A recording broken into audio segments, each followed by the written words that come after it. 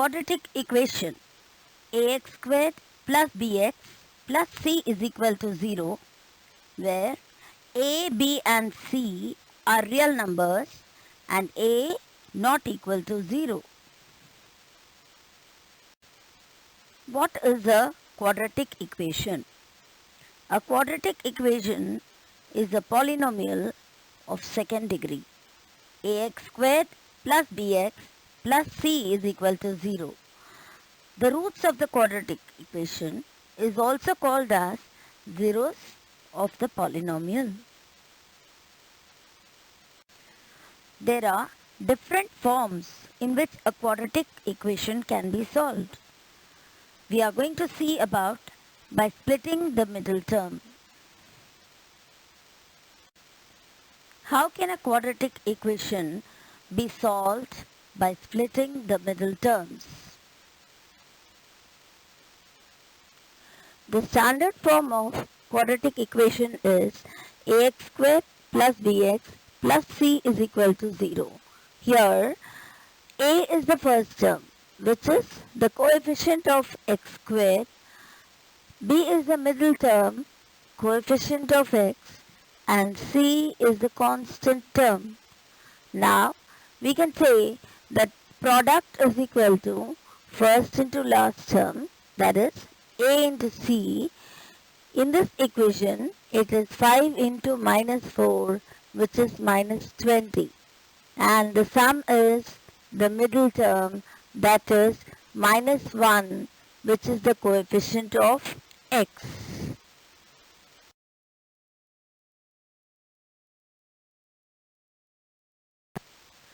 Minus 20 is the product. So we have to think of the factors of 20 in such a way that it gives minus 1 as the sum. So out of 3 factors, 20 into 1, 10 into 2, 5 into 4, all the 3 factors gives you 20. But we have to choose the best out of 3, which gives minus 1 as the sum.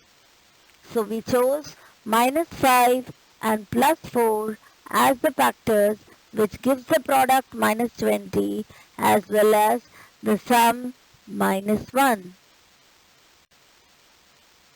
Here we go. 5x squared minus x minus 4 is equal to 0. On splitting the middle term, we get 5x squared minus 5x plus 4x minus 4 is equal to 0. On factorizing, we get 5x into x minus 1 plus 4 into x minus 1 is equal to 0. Remember to keep the bracket expression the same. Now the common is x minus 1, so hence the expression becomes 5x plus 4 into x minus 1 is equal to 0. On using the zero product rule, we get 5x plus 4 is equal to 0, hence x is equal to minus 4 by 5, x minus 1 is equal to 0, and hence x is equal to 1. So the roots of the quadratic equation 5x squared minus x minus 4 is equal to 0 are minus 4 by 5 and 1. Here I am going to discuss about one more method of solving quadratic equation, which is devised by a mathematics professor, Dr. Poshan Low, who is an associate professor of mathematics at Carnegie Mellon University, USA. Knowing some quick tricks can definitely help you solve questions easily and effectively. But you should remember one thing: learning the traditional method is equally important to have a strong base in quadratic equation. Let us do some questions using Dr. Poshan Low technique. The equation is 6p squared plus 11p minus 10 is equal to 0. We know the relation between the coefficient and the roots, that is zeros, of the polynomial. The sum of the roots alpha plus beta is equal to minus b by a, which will be equal to minus 11 by 6, and the product of the roots alpha beta is equal to c by a, which will be minus 10 by 6. The method to find the relation between the coefficients and the zeros of the polynomial is given in an annexure at the end of this video. If you want, you can go through for your reference. Let us take the average of the sum minus 11 by 6, which will give you minus 11 by 12.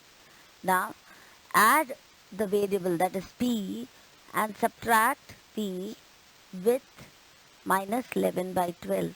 So we get minus 11 by 12 plus p into minus 11 by 12 minus p. If we multiply these two, the product which we have got is minus 10 by 6. Equate that to minus 10 by 6. Why? Because the roots of the equation would be minus 11 by 12 plus p and minus 11 by 12 minus p.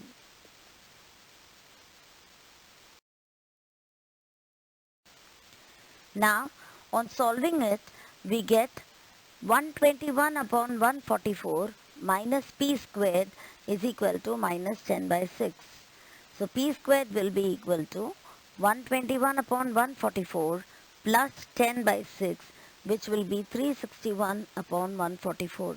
Hence, the value of p will be plus or minus 19 by 12. Now, put the value of p in the root which we have found, that is minus 11 by 12 plus p into minus 11 by 12 minus p.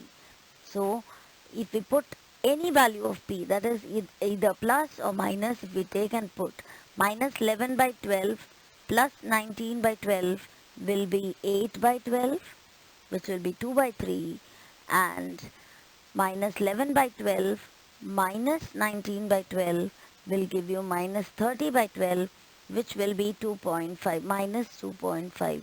Hence, the roots are 2 by 3 and minus 2.5. Here we go. Let us take this quadratic equation. 2x squared plus 5x minus 3 is equal to 0. Let's solve. Sum of the roots of this quadratic equation is minus 5 by 2, which is the coefficient minus the coefficient of x upon coefficient of x squared, and the product is constant upon coefficient of x squared, that is minus 3 by 2. Average of the sum will be minus 5 by 4. Now set up the root, that is minus 5 by 4 plus x and minus 5 by 4 minus x.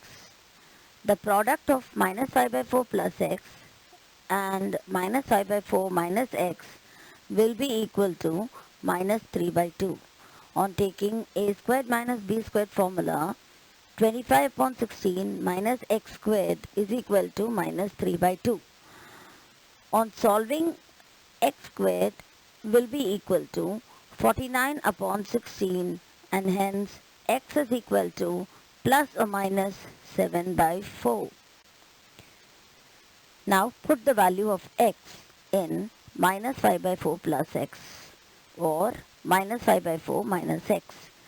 So 7 by 4 plus or minus 7 by 4 is the value of x. Minus 5 by 4 plus 7 by 4 will give you 2 by 4, that is 1 by 2, or minus 5 by 4 plus of minus 7 by 4, which will give you minus 12 by 4, which will be minus 3. Hence the roots are 1 by 2 and minus 3. Here we go.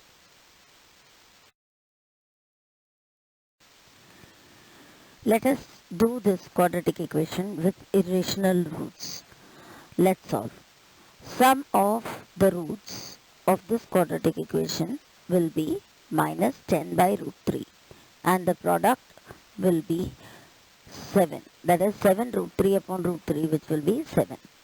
Average of the sum will be minus 5 by root 3. Now set up the root, that is minus 5 by root 3 plus x and minus 5 by root 3 minus x. The product of minus 5 by root 3 plus x into minus 5 by root 3 minus x is the product 7. Now on taking a squared minus b squared formula, we get 25 upon 3 minus x squared is equal to 7. On solving, we get x squared is equal to 4 by 3. Now x will be equal to plus or minus 2 by root 3.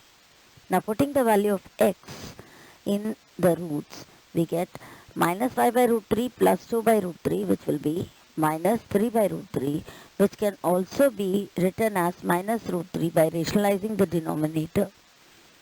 And minus 5 by root 3 minus 2 by root 3 will give you minus 7 by root 3. Hence, the roots are minus root 3 and minus 7 by root 3. This method is really interesting.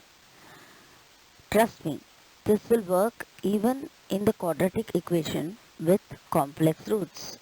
Now let us see the quadratic equation with complex roots. The quadratic equation 2x squared minus x plus 1 is equal to 0, whose sum of roots is minus of minus 1 by 2, that is 1 by 2, and the product of the roots will be 1 by 2. Now let us take the average of the sum. Average of the sum is 1 by 4. Now set up the root 1 by 4 plus x and 1 by 4 minus x. Product of 1 by 4 plus x and 1 by 4 minus x is the product, which is 1 by 2. Now using a minus b and a plus b formula, that is a squared minus b squared, we get 1 by 16 minus x squared, which is 1 by 2. Now on solving, x squared will be minus 7 by 16. So x will be equal to plus or minus under root minus 7 by 16. A negative number under the root. So how is it to be solved?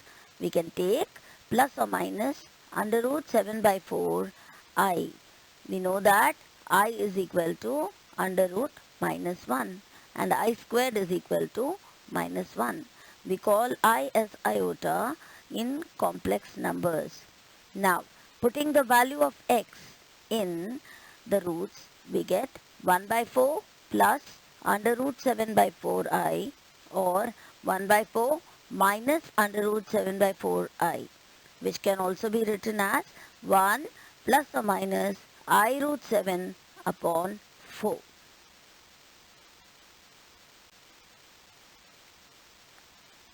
That's it.